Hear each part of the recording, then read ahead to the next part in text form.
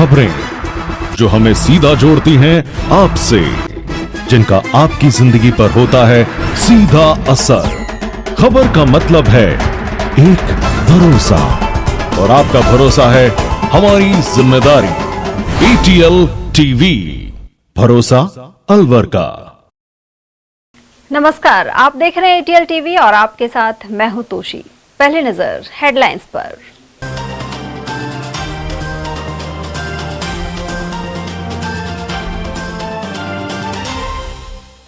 लाश की गलत पहचान के चलते परिजनों ने किसी अन्य शव का किया दाह संस्कार। अलवर जिला अस्पताल में सामने आई बड़ी लापरवाही। खाद बीज व्यापारी को ब्लैकमेल कर ऐंठी 5.5 लाख की राशि। जटियाना के 9 युवकों के खिलाफ करवाई FIR। छात्रा से छेड़छाड़ और मारपीट के खिलाफ विद्यार्थियों ने दिया धरना। कला कॉलेज में हुई थी घटना।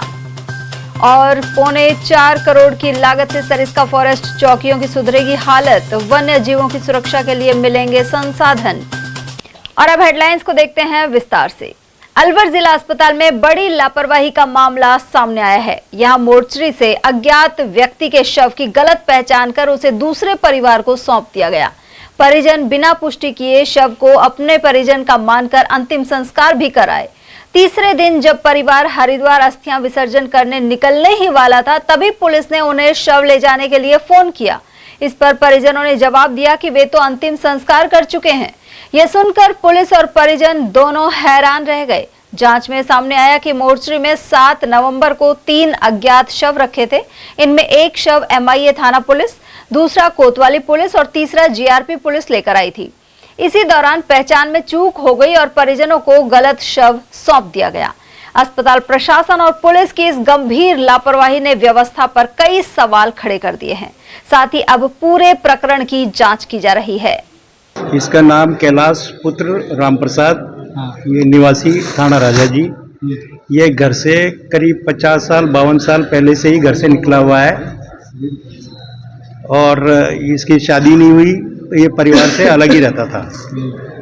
तो हमारे पास तो 6 तारीख को थाने से फ़ोन आया कि बोले साहब कैलाश नाम के व्यक्ति की डेड बॉडी मिली है, आप कल सुबह आ जाओ 8 बजे और इसको मोर्चरी से ले जाना।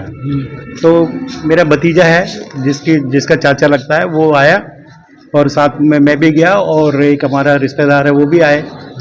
तो हम लोगों ने बोला साहब आपकी डेड बॉडी मोर्चरी में रखी है। और फिर वो आए थानेदार साहब, उन्होंने हमको करीब डेड बॉडी दिखाई। तो पहचानने के लिए हम तो उनको देखा ही नहीं, हमसे देखा तो 15-25 साल 50 साल पहले देखा उसको।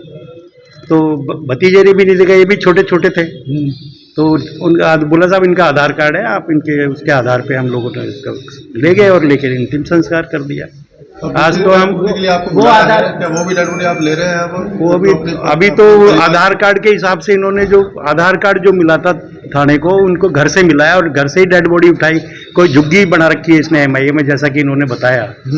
तो झुग्गी से डेड बॉडी आधार कार्ड लिया, तो उसके आधार पे हम ले गए। हमको तो इसलिए कि भाई अब चलो पिताजी इनके छोटे छोटे एक्सपायर हो गए, उनके नहीं तो कम से कम चाचा का तो अंतिम संस्कार तरीके से कर। यहाँ से डेड बॉडी का आधार कार्ड ही गलत मिल गया आपको? मतलब नहीं, आधार कार्ड तो सही है, हुआ क्या है डेड बॉडी गलत दे दी इन्होंने। दूसरी डेड बॉडी जो है वो आप लेने को तैयार हैं? अब देखेंगे एक बार, हमने तो देखी नहीं है दोबारा। बॉडी नहीं देखी सर हमने देखी नहीं है अभी तो। अब तो बहुत सतर्कता से लेंगे उसको, एक बार देखते हैं। घर से कब से निकले हुए? ये तो सर करीब 52 साल 50 साल पहले के निकले हुए। आज इनकी उम्र क्या है, हमारी जो व्यक्ति उनकी करीब 70 साल उम्र होगी आज के हिसाब से। मैरिड तो अभी भी नहीं है, इन्होंने शादी ही नहीं की। 6 तारीख को शाम को रात को हमारे पास RPF कंट्रोल रूम से सूचना आई कि ऐसे ऐसे योगा एक्सप्रेस के S5 कोच में कोई डेड बॉडी पड़ी हुई है। तो हमारे स्टाफ ने जाके देखा तो ये डेड बॉडी हमको मिली। हम हॉस्पिटल लेके आए और यहाँ उसको पोस्टमार्टम करवा के और मोर्चरी में रखवा दिया। ठीक है, उसके हमें उसकी मुस्तैदी जारी वगैरह करवाई। तो अभी अज्ञात थी, वो पता नहीं लग पाया था उसका। हमने 6 तारीख की रात को ही यहाँ मोर्चरी में रखवा दिया था, डे फ्रीज में। और चूँकि 72 घंटे हो गए थे तो अब आए हम लोग। आके हमने देखा, हमारे पास फ़ोटो वगैरह थी हमारी डेड बॉडी की। देखा तो वो डेड बॉडी थी नहीं। फिर हॉस्पिटल वालों से मालूम किया तो फिर जब आके पता चला कि ऐसे ऐसे MIA वाले भी कोई बॉडी रखवा के गए थे। तो वो ऐसे करके बॉडी वो कोई उनके परिजन आके उनकी पहचान करके वो लेके चले गए। अब चूँकि हमारा वाला भी अज्ञात था और उनका जो MIA वाले थाने के जो परिजन आए थे डेड बॉडी के, उनका जो वो था व्यक्ति, वो भी काफ़ी साल से घर में नहीं था, तो वो भी इतना नहीं पहचान पाए, तो उस हिसाब से वो लेके इसमें आप भी 72 आवर्स बाद क्या करते हो बॉडी का? हम क्या करते हैं, जो भी कोई अज्ञात लाश होती है तो 72 घंटे बाद जिस भी समुदाय का जो व्यक्ति होता है, उस भी समुदाय की कोई कमेटी वगैरह होती है, उनसे हम संपर्क करके और जो भी प्रक्रिया होती है उससे हम दाह संस्कार करवा देते हैं। अब ऐसे मामले में दाह संस्कार ऑलरेडी हो चुका है, अब इसमें तो हो चुका है। दूसरे का क्या पहचान हुई है दूसरे की? तो राजगढ़ में बैठे हैं। इसमें अब हो चुका है, इसमें कैसे रिकॉर्ड पे लेते हैं या क्या? रिकॉर्ड पे हमारे पास तो ऑलरेडी है कि भाई ये आदमी है रिकॉर्ड पे, तो अब हो गया दाह संस्कार, तो ठीक है, मतलब हाँ, करना ही था। हाँ, वो तो करना ही था। अब हमने उनको बुलाया है, उन परिजनों को बुला लिया। खर्चा हो गया हमारा, अब तो वो खुद से आइडेंटिफाई करके लेके गया है बॉडी का। तो 6 तारीख की शाम को MIA फैक्ट्री इलाके में एक डेड बॉडी मिली थी, जिसको हमारे थाने के जाब्ते से हॉस्पिटल में अलवर रखवा दिया गया था। अगले दिन उसका पोस्टमार्टम कराने के लिए अधिकारी आया, तो इसके पास आधार कार्ड मिला था। उस आधार पर उसकी पहचान राजगढ़ निवासी के रूप में हुई थी और इसके परिजन आ गए थे। चूँकि अनमैरिड था तो इसके चाचा भाई वगैरह आए थे और ये आदमी करीब 40-50 साल से घर से बाहर रहा था, तो उसकी ज़्यादा ये पहचान उनको भी नहीं थी। इसी दौरान GRP पुलिस को भी एक डेड बॉडी मिली थी, उसको भी यहाँ रखा गया था हॉस्पिटल में। तो पहचान जब GRP वालों ने की बॉडी थी तो दोनों ही चूँकि लावारिस और हम उम्र के से थे, तो इसके परिवार वालों ने जब इसको हॉस्पिटल में बॉडी दिखाई गई तो उसको इन परिवार वालों ने कहा हाँ ये हमारी है, उस आधार पे इनको अपने साथ ले गए और उसका अंतिम संस्कार कर दिया गया। तो इसमें अब अगर बात की जाए तो गलती किसकी तरफ से रही है, क्या पूरा अभी तक सामने क्या आया है जांच में? आपने गलती नहीं पर गलतफहमी ये हुई इसमें कि एक तो दोनों ही जो ये बॉडी ले गए थे वो भी 40-50 साल से बाहर था जी, क्योंकि इसकी ये 40-50 साल से देखा नहीं था। एक तो वो गलतफहमी रही, दूसरी दोनों बॉडी जो थी वो लगभग सेम सी थी जी। और वो दूसरी बॉडी भी लावारिस थी, तो और हम उम्र लगभग ये थे, तो इस वजह से शायद ये आपके थाने से जो आपके क्षेत्र से जो डेड बॉडी आई थी कहाँ मिली थी? वो फैक्ट्री इलाके में एक झुग्गी झोंपड़ी सी बना के रखता था वो, उसी में वो डेड बॉडी मिली। ये जो कैलाश जी एक्सपायर हुए हैं, मेरे रिश्ते में भाई लगते हैं। ये मेरा भतीजा है और जिस परिवार से ये मिले हैं वो उसका नाम केदार है, केदार शर्मा, थाना राजा जी राजगढ़ का रहने वाला है। उसके लिए यहाँ से सर फोन गया, बोल भाई तुम्हारा कोई सदस्य है जो एक्सपायर हो गया है और ये आधार कार्ड मिला है, इस तरह से उसका एड्रेस है और आप आएँ अपनी बॉडी लेके जाएं। इस तरह से मोर्चरी में रखी हुई है। इनके लिए एक दिन पहले फ़ोन गया शाम को, फिर ये लोग सुबह 7 बजे हॉस्पिटल आए। बोल साहब ये आधार कार्ड है, ये आधार कार्ड इस बॉडी के पास से मिला है। तो सर जो आदमी 50 साल से निकला हुआ है, सीरियस सूरत बदल जाती है। इन्होंने तो वही एक्सपेक्ट किया, भाई जब प्रशासन बता रहा है और हॉस्पिटल प्रशासन बता रहा है तो यही बॉडी होगी। उन्होंने उस बॉडी को एक्सेप्ट किया, जाके दाह संस्कार कर दिया, टीए की बैठक भी कर दी और आज गंगा जी लेके जा रहे थे। फिर यहाँ से एसओ साहब का फ़ोन गया कि बोल साहब अब तो गलत बॉडी ले गए, आपकी बॉडी तो यहीं रखी है। तो आप किसकी लेके गए हो? अब सर हम तो अपनी बॉडी समझ के ले गए कैलाश को। अच्छा। कैलाश ही समझे, हमें क्या पता, हमें तो उसका अब भी नाम नहीं पता है। अच्छा। हमने तो उसका दान संस्कार किया, 20-25 हज़ार रुपये का खर्चा भी किया। अब जो बंदा लेके आया वो साइकिल पंचर की दुकान करता है। अब सर हम क्या करें ये बताइए, हमको दूसरी बॉडी भी लेनी होगी। कुल मिलाकर यह मामला बेहद गंभीर और संवेदनाओं एवं मानवीयता से जुड़ा हुआ है। ऐसे में जरूरी है कि निष्पक्ष जांच कर दोषी कार्मिकों को दंडित भी किया जाए। वहीं पूरा घटनाक्रम उद्योगनगर थाना क्षेत्र से शुरू हुआ था। यहां एक झोपड़ी से बुजुर्ग का शव मिला था और उसे जिला अस्पताल की मोर्चरी में रखवाया गया। इसी दौरान जीआरपी थाना क्षेत्र से एक ट्रेन के अंदर बुजुर्ग का शव मिला, जिसे भी मोर्चरी में लाकर रखा गया। पहचान के दौरान राजगढ़ थाना क्षेत्र के परिजन जिला अस्पताल पहुंचे और उन्होंने समझ लिया कि मिला हुआ शव उनका ही है। पुलिस ने भी इसी शव को पोस्टमार्टम करवाकर परिजनों को सौंप दिया, साथ ही अंतिम संस्कार भी कर दिया गया। उधर उद्योगनगर थाना प्रभारी भूपेंद्र सिंह ने बताया कि मृतक करीब 50 साल से अपने घर से बाहर था, इसलिए परिजन उसे स्पष्ट रूप से पहचान नहीं पाए। वहीं जीआरपी थाना प्रभारी अंजू महिंद्रा के अनुसार नियमित प्रक्रिया के तहत 72 घंटे बाद पोस्टमार्टम करवाया जाता है और परिजनों को सूचना भी दे दी गई थी। मेरा नाम सद्दाम हुसैन है, मैं प्रदेश महासचिव हूँ युवा कांग्रेस का।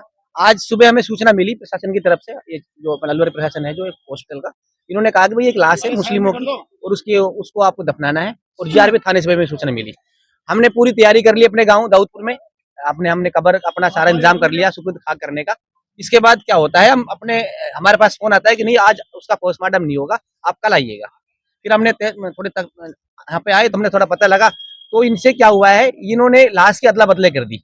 इन्होंने क्या किया है, 2 लाश आई थी, 1 लाश और आई हुई थी, उसका जो हमारी वाली लाश थी जो हमें बताया गया उसको इन्होंने पहले से ही उसको शमशान घाट में उसको जला दिया और उसकी अस्थियां रख ली। दूसरी लाश थी उसके परिजनों को ये वाली लाश दे दी फिर बुला के।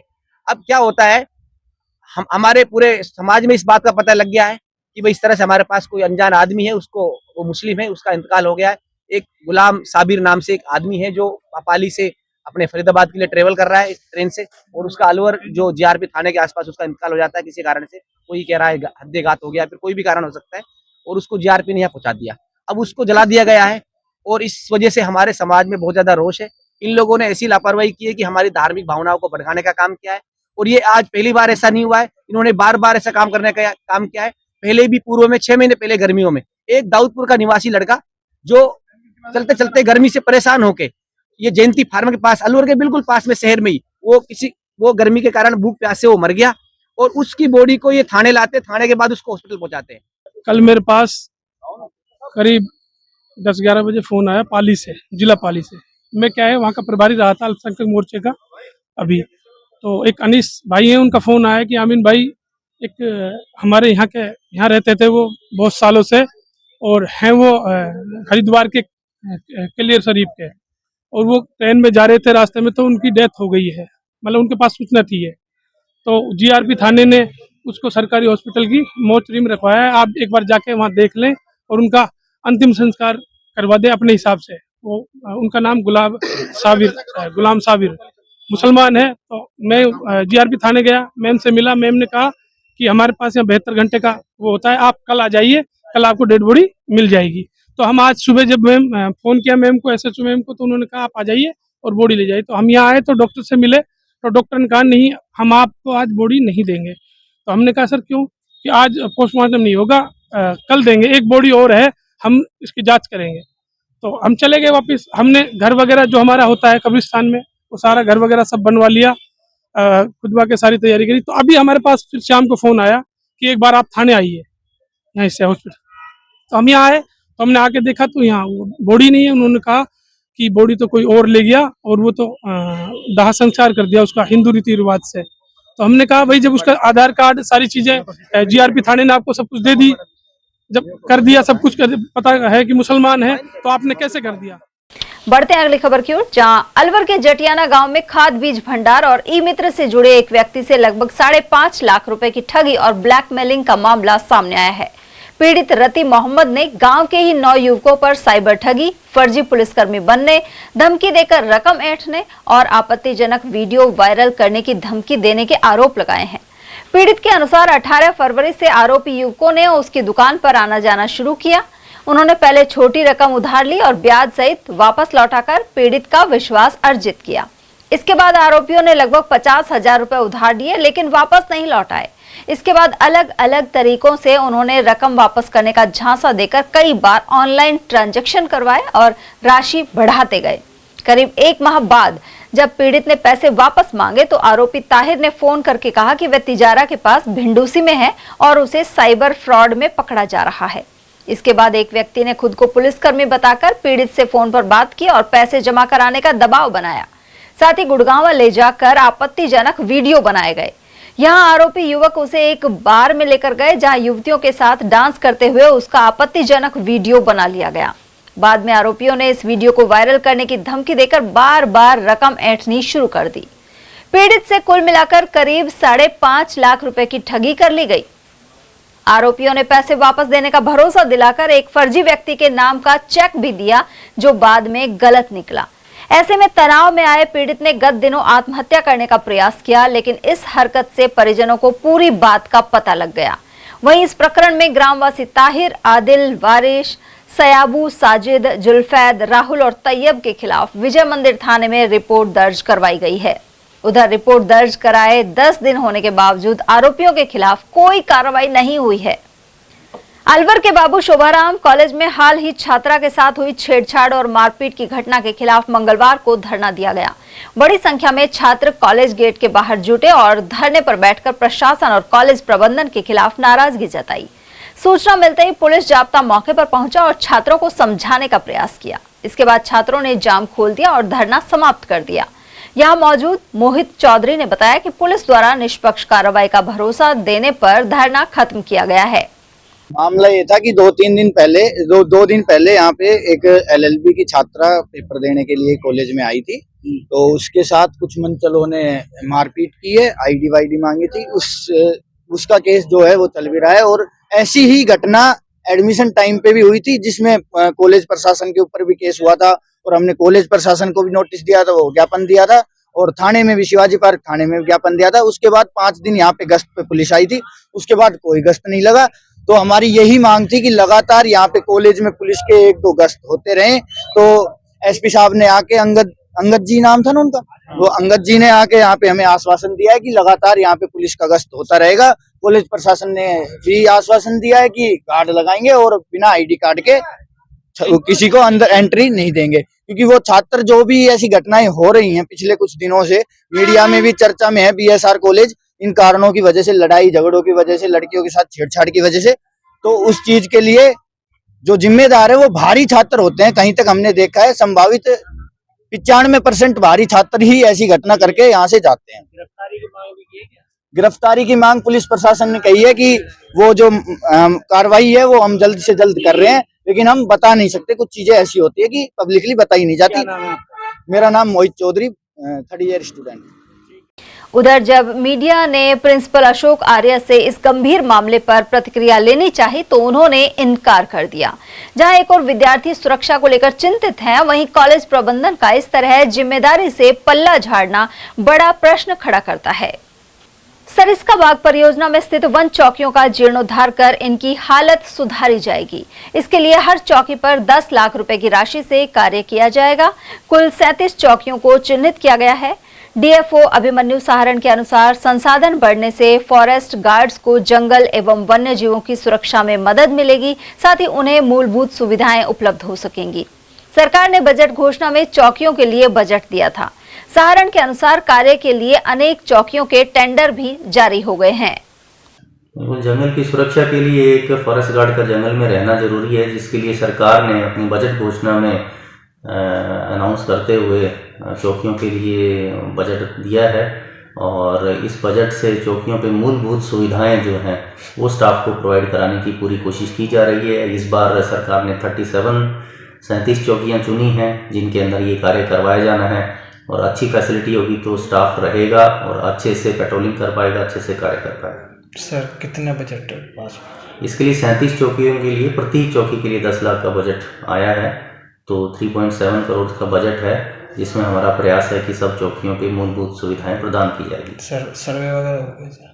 हाँ, सर्वे वगैरह इसी का सर्वे। हाँ, चौकियों का सर। हाँ, चौकियों का तो सर्वे हो गया है। कुछ चौकियों के हमने टेंडर्स भी जारी कर दिए हैं और बाकी का प्रयास चल रहा है कि दिसंबर समय में हमारे टेंडर्स हो जाएं और खुल जाएं, जिसके लिए हम वर्क ऑर्डर्स जारी कर पाएं। जिला विधिक सेवा प्राधिकरण द्वारा शिक्षण संस्थानों की बाल वाहिनियों के सुरक्षा मानकों की जांच जारी है।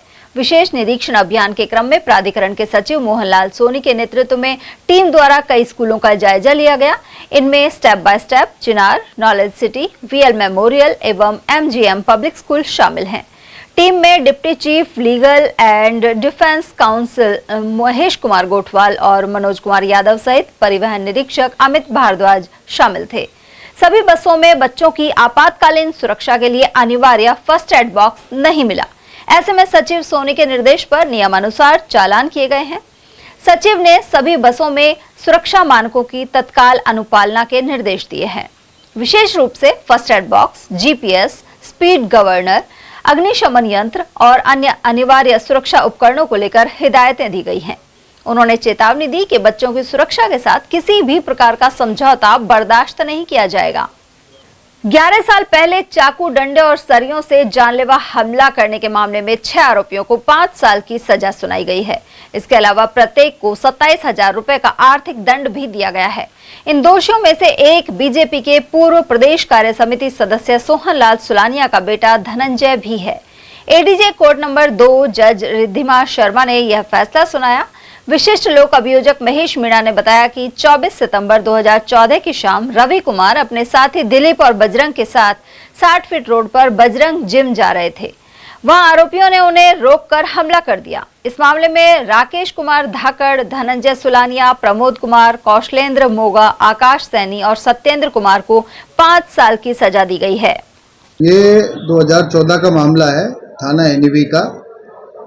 और इसमें ये क्या था कि 2 गुटों में झगड़ा हुआ आपस में। एक कार से जा रहे थे बजरंग जिम, तो जिम जाते वक्त ये 6 लोगों ने, राकेश कुमार, धनंजय, प्रमोद, कौशलेंद्र और आकाश सैनी, सत्येंद्र, इन्होंने इनको रोक के इनके पास बेसबॉल के डंडे, सरिये और चाकू थे।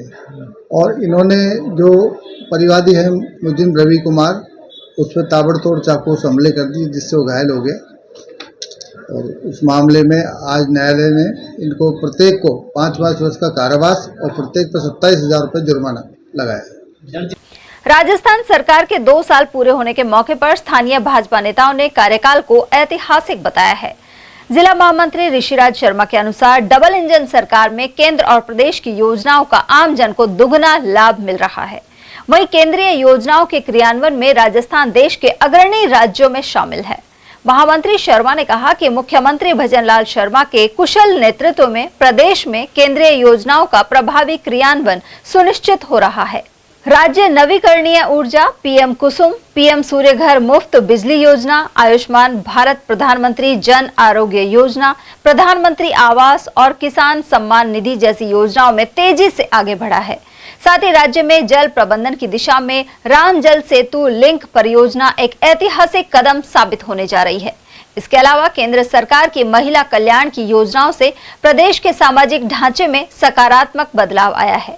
जिला महामंत्री ने बताया कि राज्य में श्रमिकों की सामाजिक सुरक्षा और रोजगार सृजन पर भी विशेष ध्यान दिया जा रहा है।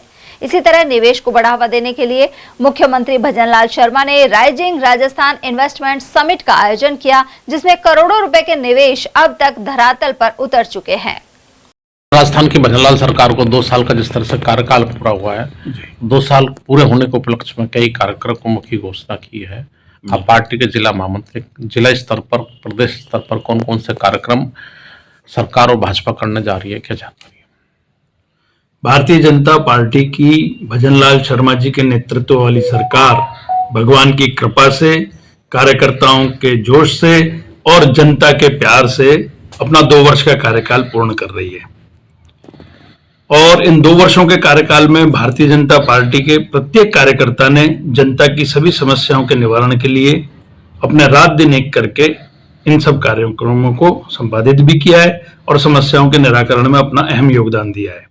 हमारे माननीय मुख्यमंत्री, जो कि स्वयं एक छोटे स्तर के कार्यकर्ता से इस पद तक पहुंचे हैं, तो उनको खुद को पता है कि जनता की क्या क्या समस्याएं होती हैं, जनता के सामने क्या क्या चुनौतियां आती हैं, उन सब का निवारण किस प्रकार से किया जाए। ये सौभाग्य की बात है कि हमें मुख्यमंत्री के रूप में एक ऐसा व्यक्तित्व मिला है जो एक छोटे से बूथ स्तर के कार्यकर्ता से आज इस सर्वोच्च पद पर आसीन है। वैसे तो सभी जगह सभी कार्यक्रम होंगे और पूरे राजस्थान में 10 दिसंबर से 25 दिसंबर तक 15 दिन 16 दिन के कार्यक्रम बहुत वृहद रूप में मनाए जा रहे हैं, जिसमें अलवर में भी कई कार्यक्रम होंगे। सर्वप्रथम सबसे पहला कार्यक्रम जो है वो 10 दिसंबर को प्रवासी राजस्थान दिवस के रूप में मनाया जाएगा, जिसमें लगभग 2 लाख करोड़ रुपए के निवेश की परियोजनाओं के विषय में सारे वो रखी जाएंगी। सौभाग्यशाली हैं हम लोग कि हमारे राजस्थान के उद्यमी, जो कि पूरे भारत में जाकर राजस्थान का नाम रोशन कर रहे हैं, अपने खून और पसीने से इस भारत को विकसित करने में अपना अहम योगदान दे रहे हैं, वो भी अपनी कर्म भूमि से अपनी जन्मभूमि की ओर, इस पूरे आयोजन का नाम रखा गया है कर्म भूमि से जन्मभूमि की ओर, जो कि अपने कर्म स्थान से अपने जन्म स्थान को हम और किस तरह से सुदृढ़ कर सकते हैं और कैसे विकसित कर सकते हैं राजस्थान का, और कैसा विकास हो सकता है, अच्छे से अच्छा विकास करने में हम हमारा क्या योगदान दे सकते हैं, उन सब को लेकर प्रवासी राजस्थानियों का एक कार्यक्रम तय किया गया है। अगले दिन 11 तारीख को उसी में NRR, नॉन रेजिडेंट राजस्थानी, जिसको हम अप्रवासी राजस्थानी बोलते हैं, उन सबके साथ में संवाद का कार्यक्रम है। इन 2 वर्षों के जो कार्यकाल है, इसमें विभिन्न प्रकार की योजनाएं हमारी राजस्थान की सरकार ने चलाई हैं, जो कि लोक कल्याणकारी योजनाएं रही हैं। उन सब योजनाओं के बारे में भी काम होगा, उन सब योजनाओं के बारे में भी अनेक हर दिन कोई ना कोई कार्यक्रम आयोजित किया जा रहा है।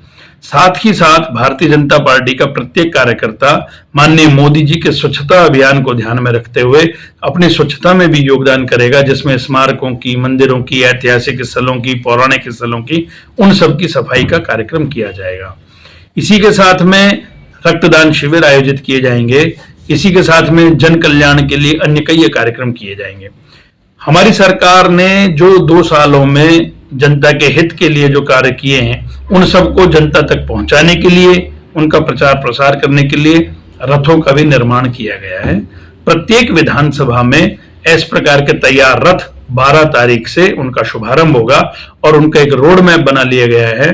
प्रशासनिक स्तर पर भी इस कार्यक्रम को क्रियान्वित किया जा रहा है, जो कि प्रत्येक गांव में, ढाणी में, कस्बों में पहुंचकर भजनलाल जी के नेतृत्व वाली इस राजस्थान की सरकार की गरिमामयी कल्याणकारी योजनाओं का सबकी जानकारी देंगी।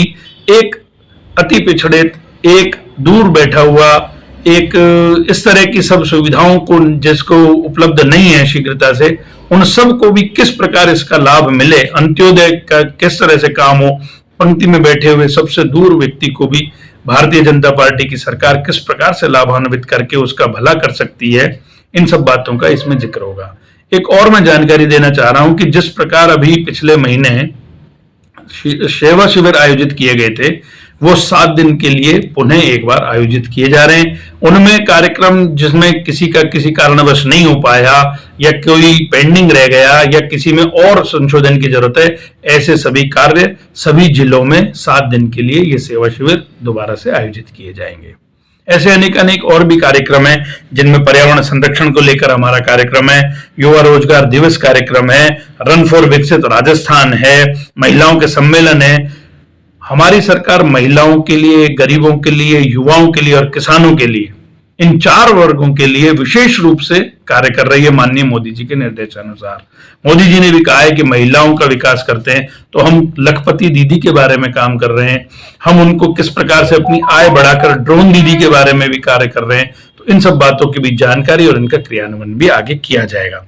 जिला स्तरीय प्रदर्शनी भी लगाई जाएगी, साथ ही साथ पर्यटन के क्षेत्र में भी काम किया जाएगा। जो हमारा कॉन्क्लेव है वो हवेलियों से हरियाली तक, जो हमारा कैप्शन है वो ये है कि हवेलियों से हरियाली तक हम किस प्रकार से पर्यटन को और भी अधिक बढ़ा सकते हैं। सुशासन दिवस मनाया जाएगा। राज्य स्तरीय एक मुख्य कार्यक्रम राजस्थान में जयपुर में आयोजित किया जाएगा। उधर भाजपा के वरिष्ठ नेता और पूर्व विधायक जयराम जाटव के अनुसार भजनलाल सरकार के 2 साल का कार्यकाल ऐतिहासिक है। इस दौरान भरपूर विकास कार्य करवाए गए।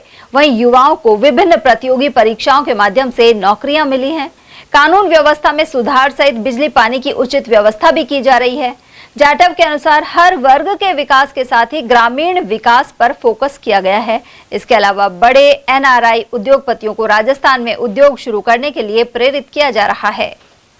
राजस्थान की भजनलाल सरकार ने, जो भाजपा की सरकार है, उसके 2 साल का कार्यकाल पूरा हो गया है। आप पार्टी के वरिष्ठ नेता हैं, कई बार विधायक रहे हैं, क्या प्रतिक्रिया है? सबसे पहले तो मैं पत्रकार जी आपको धन्यवाद देना चाहता हूँ। आपने इस विषय में मुझसे जानकारी चाहिए। राजस्थान की सरकार को बने 2 साल हो गए। पिछले 2 साल पहले जो कांग्रेस गवर्नमेंट थी, उसने जो गलत कारनामे किए ना, चाहे वो भर्ती घोटाला है या पानी का मामला है, उनकी साफ सफाई के लिए बहुत दिन से जो है ये सरकार लग रही। दूसरा, ये सरकार तो जो है ना काम में विश्वास रखती है। लगातार लगभग 21 जिले जो है लगभग 40 साल से सूखे की चपेट में हैं। आपने देखा होगा, कल परसों अखबार में छपा था, जब हमारे यहाँ रूपेरेल नदी में चंबल का पानी आएगा ERCP के द्वारा, आपके जो कई नदियों को वो जोड़ेगा। आपने रूपरेल नदी के साथ साथ आपने साबी नदी को देखा होगा। हम बचपन में जाते थे रिवाड़ी की तरफ, तो वहाँ दीपावली के बाद भी जो है गोडे गोडे घुटने तक पानी आता था। आज बिल्कुल तहस नहस सूख गई है। इसी तरह से जयपुर से जो नदी निकलती है, उस नदी में पानी डालने की बात चल रही है। ये राजस्थान हरा भरा होगा। और नीति है केंद्र में जो प्रधानमंत्री बैठे हैं नरेंद्र मोदी, उनकी जो नीति है उस नीति के द्वारा ही काम हो रहे हैं। जिसकी नीयत ठीक होती है उसकी नीति भी सही चलती है। आपने देखो केंद्र में 11 साल की सरकार में एक भी केंद्र की जो कोई मंत्री है, कोई भ्रष्टाचार में कोई शब्द नहीं आया। कांग्रेस लगातार 10 साल तक मनमोहन सिंह की सरकार में सैकड़ों घोटाले होते थे। राजस्थान सरकार अब जो काम कर रही है, चल रही है, राजस्थान सरकार इतना काम करती है। ये आए दिन प्रशासन को कहा आप गांव में जाइए, शहरों में जाइए, प्रशासन गांव के संग जाए, प्रशासन शहर में जाए, वहाँ लोगों की जन सुनवाई सुने, बात करें और उनका काम करें। ये बहुत बड़ी उपलब्धि है। लगभग 1 लाख बेरोजगारों को रोजगार की भर्तियां निकालना ये छोटी बात नहीं है। राजस्थान आज की तारीख में कोई कुछ भी लाख बुराई करे, कांग्रेस वाले तो रोजाना बुराई करने के अलावा इनके पास कुछ बचा नहीं है। और बोलने के लिए बुराई खाली व्यक्तिगत टिप्पणी करते रहते हैं। लेकिन सरकार के खिलाफ बोलने के लिए आपने विधानसभा 2 बार चली, 4 बार विधानसभा चली 2 साल में, इनके पास एक शब्द नहीं था। सरकार के खिलाफ बोलने के लिए कोई शब्द नहीं था। इसलिए राजस्थान सरकार ने जो 2 साल में जो प्रगति की है, चाहे वो सड़कों का काम है, चाहे वो पानी का काम है, या सुविधा की बात है, नगर परिषद नगर पालिकाओं में कर्मचारियों को, पंचायतों में कर्मचारियों को तनख्वाह समय पर नहीं मिलती थी। आज विकास की तरफ दौड़ रहा है प्रदेश। भजनलाल जी है जो प्रदेश के मुख्यमंत्री है, युवा हैं, जुझारू हैं, कर्मठ हैं और वो लगनशील है। प्रदेश को बहुत आगे ले जाने की बात चल रही है, जो चल रहा है। कांग्रेस नेता डॉक्टर हुकम सिंह निर्भय ने कहा है कि प्रदेश और जिले में कानून व्यवस्था के हालात चिंताजनक हैं। हाल ही में मुंडावर में बालिका की हत्या इसका उदाहरण है। उन्होंने कहा कि महिला और दलित अत्याचार बढ़ रहे हैं। साथ ही बाबू शोभाराम कला महाविद्यालय में भी छात्रा के साथ छेड़छाड़ की गई थी। अध्यक्ष निर्भय ने मुंडावर हत्या प्रकरण में सभी आरोपियों को गिरफ्तार करने की मांग उठाई है। साथ ही सर्व समाज द्वारा आंदोलन की चेतावनी दी है। सर, जिस तरह से मुंडावर में बालिका की गला घोटकर, गला काटकर हत्या की गई है, इसके अलावा आर्ट्स कॉलेज में भी लड़की पर हमला किया गया है। हालात ये है कि लड़कियां घर से बाहर निकलने में डरती हैं और कहीं भी किसी पे भी हमला हो सकता है, कहीं भी किसी के साथ कोई घटना, दुर्घटना हो सकती है। स्थिति अच्छी नहीं है। आप कांग्रेस नेता के साथ कॉलेज के प्रिंसिपल भी रहे हैं, क्या प्रतिक्रिया आपकी? देखो, आपके चैनल के माध्यम से मैं ये कहना चाहूँगा, सीधे सीधे ये वर्तमान सरकार की विफलता है और पुलिस प्रशासन की विफलता है। समाज की बेटी है और समाज की बेटी कोई भी हो, वो भारतीय समाज की बेटी है, किसी भी समाज की, किसी के भी साथ इस तरह की घटना होना ये एक जघन्य अपराध है। मैं स्वयं दूसरे दिन, घटना के दूसरे दिन मुंडावर थाने पर गया था और मैंने वो साक्ष्य देखे थे आँखों से कि उस बच्ची के बाल, पूरे बाल उपाड़ कर पटक रखे थे, 2 उंगलियां कटी हुई पड़ी थी, चप्पल कटी हुई पड़ी थी और खून का बहुत सारा वो कतरे जमे हुए थे फर्श पर। तो मैं ये कहना चाहूँगा कि अपराधी की कोई बरादरी नहीं होती, कोई धर्म नहीं होता, कोई जाति नहीं होती। अपराधी अपराधी है। जो भी संबंधित अधिकारी हैं वहाँ पर, सीओ साहब, सीआई साहब, थाना, उन सबको बड़ी ईमानदारी के साथ, क्योंकि बेटियां उनकी भी हैं, हमारी भी हैं, सभी की बेटियां, सबकी बेटियां हैं। यह जाति से कोई मतलब ही नहीं है। समाज की बेटी है, समाज की महिला है, नारी शक्ति है। अगर इस तरीके से उनके साथ जघन्य अपराध किया जाएंगे तो मैं समझता हूं कि भारत माता सुरक्षित नहीं है ये नारी शक्ति सुरक्षित नहीं है, ये वही नारी है जिससे हम आए हैं। तो इसकी सुरक्षा करना, संरक्षण देना ये सरकार का नैतिक दायित्व है। पुलिस प्रशासन से हमने अनुरोध किया था कि जिन जिन धाराओं में आपने केस जमा किया, दर्ज किया है, उन्होंने बताया था कि हत्या के लिए 302 और रेप के लिए 376 और SC/ST एक्ट और किडनैप, ये 4 धाराएं खुद सीओ साहब ने हमसे कहा था कि लगाएंगे। अब देखना यह है कि वो कितने इस पर खरे उतरते हैं। और ये भी क्लियर था देखने के कि एक व्यक्ति इस घटना को अंजाम नहीं दे सकता, कम से कम 3 या 4 व्यक्ति इस घटना में शरीक रहे होंगे। ये बात हमने सीओ साहब से, CI साहब से निवेदन किया था। उन्होंने 5 दिन का समय हमें दिया था कि 5 दिन में मैं अन्य अपराधियों को पकड़कर गिरफ्तार कर लूंगा। मैं इस अवसर पर यही कहना चाहूँगा, जैसे फिर आर्ट्स कॉलेज में घटनाएं हुई, आए दिन बलात्कार, छेड़छाड़ जो हो रहा है, पुलिस का नारा है कि अपराधियों में भय, लेकिन लग ये रहा है कि पुलिस में भय और अपराधी खुलेआम घूम रहे हैं। अलवर में देखिए आप, चेन स्कैनिंग और शरेआम चलते लोगों को, अभी कुछ दिन पहले एक वकील को लूट लिया था। तो ये मैं समझता हूँ कि पुलिस को इस ओर ध्यान देना चाहिए। माननीय मुख्यमंत्री जी को भी इस ओर विशेष ध्यान देना चाहिए। अगर समाज सुरक्षित है, महिलाएं सुरक्षित हैं, आमजन सुरक्षित है, तभी सच्चा लोकतंत्र है। सर, मेरा सवाल ये कि जिस तरह से हरियाणा में भी इस तरह से ही एक कॉलेज से लड़की घर जा रही थी और उसके साथ जिस तरह से उसका अपहरण करके और 3-4 युवकों ने उसके साथ उसका मर्डर कर दिया, कई दिनों बाद उसकी डेड बॉडी मिली, पूरे हरियाणा ने आंदोलन किया, तब जाकर कुछ गिरफ्तारी हुई और उसमें कानूनी कार्रवाई हुई। आपको लगता है कि मुंडावर का जो मामला है उसमें अगर पुलिस प्रशासन ने ढिलाई बरती और उसमें न्याय नहीं मिला तो सर्व समाज को खड़ा होना पड़ेगा, आंदोलन हो सकता है, किया जा सकता है? हाँ, बिल्कुल आंदोलन होना चाहिए और आंदोलन होगा और सभी समाजों को इसमें आगे आना चाहिए। ये इस तरह की घटनाएं आज किसी के साथ है, कल किसी के साथ और सबके साथ घट सकती हैं। मैं इनकी घोर निंदा करता हूं और निवेदन करता हूं, अपील करता हूं पुलिस प्रशासन से कि ईमानदारी से, पारदर्शिता के साथ दूध का दूध और पानी का पानी उनको करना चाहिए, ताकि आमजन में विश्वास बैठे और पुलिस प्रशासन के प्रति लोगों में निष्ठा का भाव आए, जो कि अब देखने में उसका अभाव लग रहा है। तो जिस तरह से दलित परिवारों के साथ जो घटनाएं होती हैं उसमें पुलिस थोड़ी सी ढीली रहती है, जो सख्ताई नहीं दिखाती जो दूसरे मामले होते हैं। आपको लगता है कि अत्याचार दलित वर्ग के ऊपर हो रहा है और पुलिस कुछ नरमाई रखती है, पुलिस सख्ताई नहीं दिखाती है? अब देखो साहब, इसमें मैं तो क्या कहूँ, ये भारतीय जो समाज व्यवस्था है, समाज की जो संरचना है, वो ही कुछ इस प्रकार की है। और ज़्यादा बोलना इस अवसर पर ठीक नहीं है, लेकिन आप बिल्कुल सही कह रहे हो कि जिसके पैर न फटे विवाही वो क्या जाने पीर पर आई।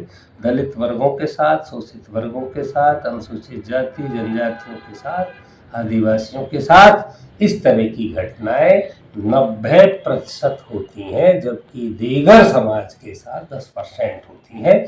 इसका सीधा सा अर्थ है कि माइट इज राइट, लाठी जिसकी भैंस। जबकि भारत में लोकतंत्र है, संविधान है, संविधान के अनुसार शासन चलना चाहिए, देश चलना चाहिए, तभी देश में एकता अखंडता कायम रहेगी। अगर मैं आगे बोलूं तो हिंदू राष्ट्र की बात कर रहे हो आप। अगर हिंदू राष्ट्र है तो जब तक सभी बिरादरियां बराबर के दर्जे से बात नहीं करेंगी, नहीं उठेंगी, बैठेंगी, रिश्ते कायम नहीं करेंगी, तब तक हिंदू राष्ट्र की बात करना बेनामी है, बिल्कुल गलत है। अलवर के स्वरूप विलास होटल में वेट लिफ्टिंग प्रतियोगिता का आगाज हो गया है। मुख्य अतिथि सीओ सिटी अंगद शर्मा और अरावली विहार थाना प्रभारी रामेश्वर लाल ने खिलाड़ियों को प्रोत्साहित किया।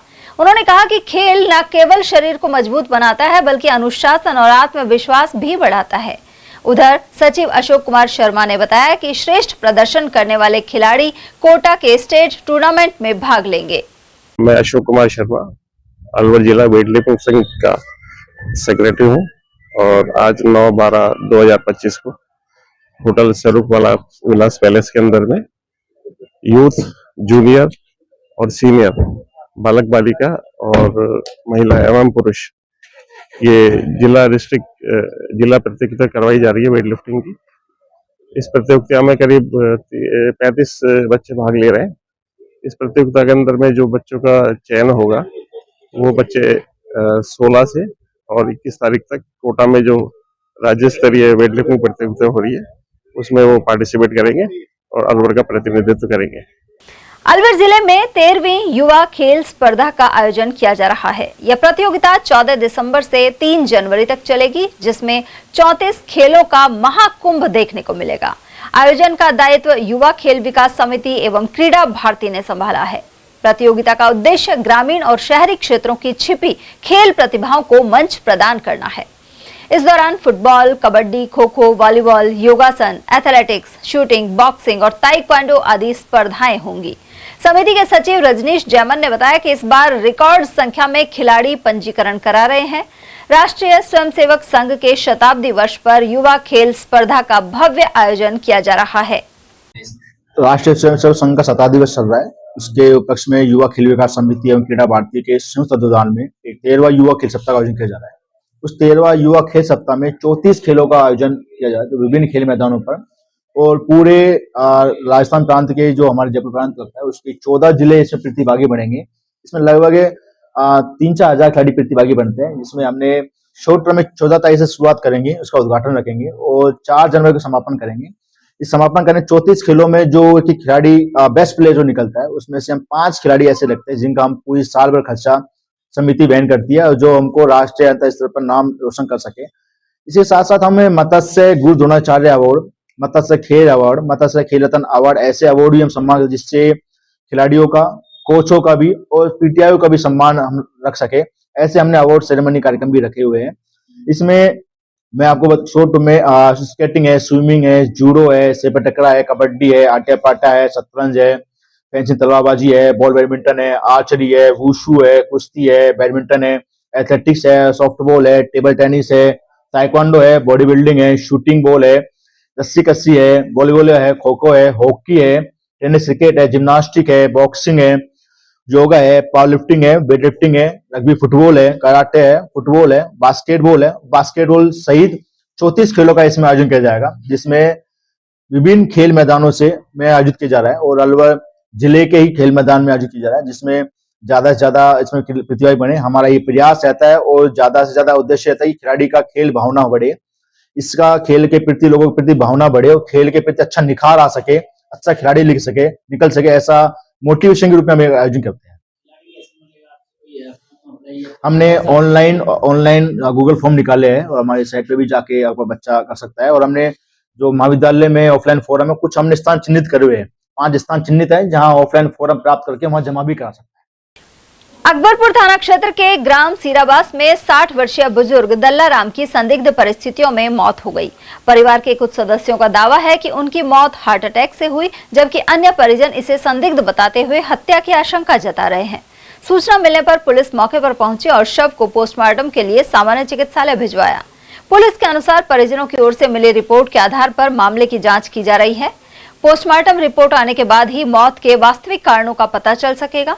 मृतक दल्लाराम के 3 बच्चे हैं, जिनकी मौजूदगी में पुलिस ने आवश्यक बयान दर्ज किए हैं। साथ ही आसपास के लोगों से भी पूछताछ की जा रही है।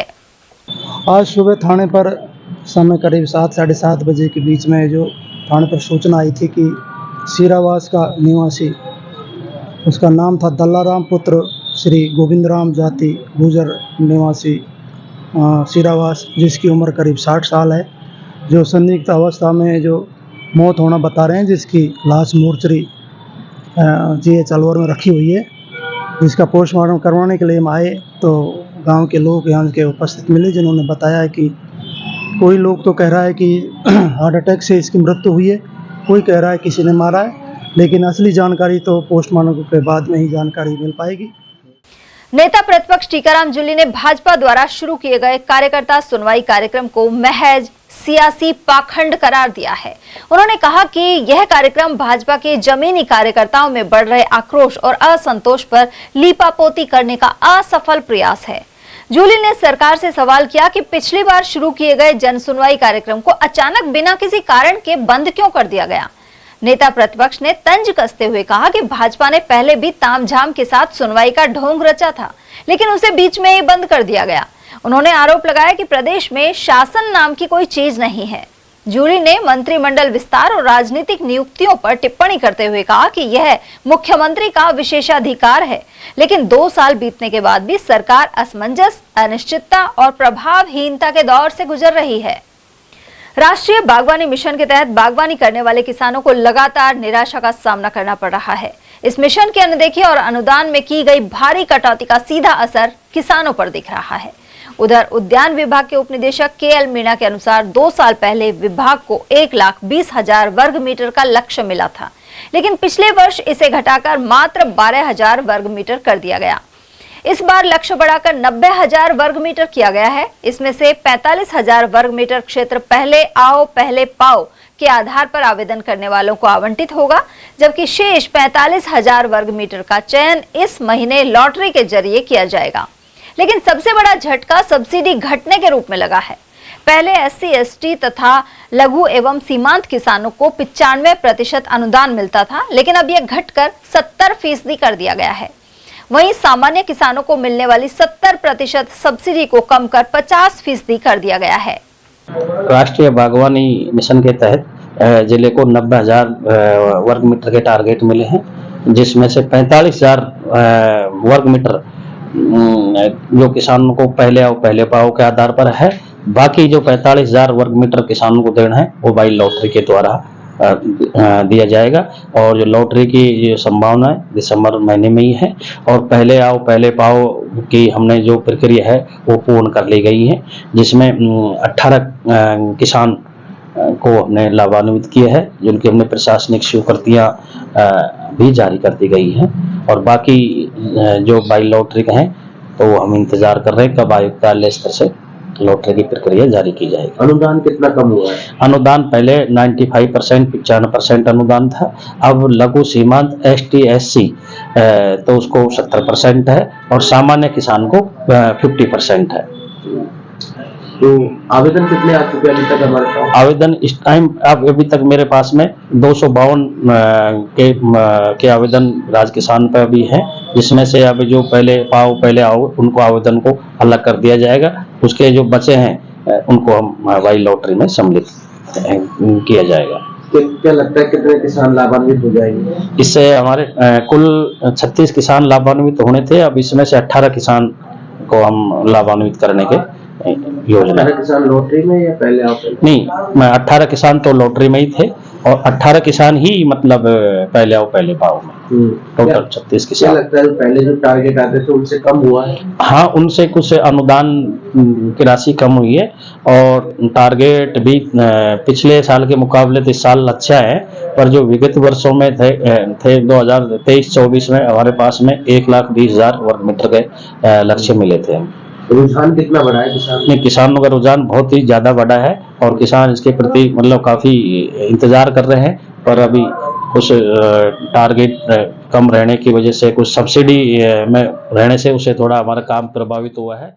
गौरतलब है कि किसान जागरूक होकर योजना के लिए आवेदन करने लगे थे, लेकिन प्रदेश सरकार ही पीछे हटती दिख रही है। स्थिति यह है कि इस वर्ष केवल 36 किसानों को ही लाभ मिल सकेगा, जबकि 252 आवेदन कार्यालय को प्राप्त हो चुके हैं। C2 का जिला स्तरीय सम्मेलन मंगलवार को अलवर के विवेकानंद चौक के समीप स्थित पुरुषार्थी धर्मशाला में संपन्न हुआ। इस दौरान श्रमिकों के सामने आ रही समस्याओं पर चर्चा हुई।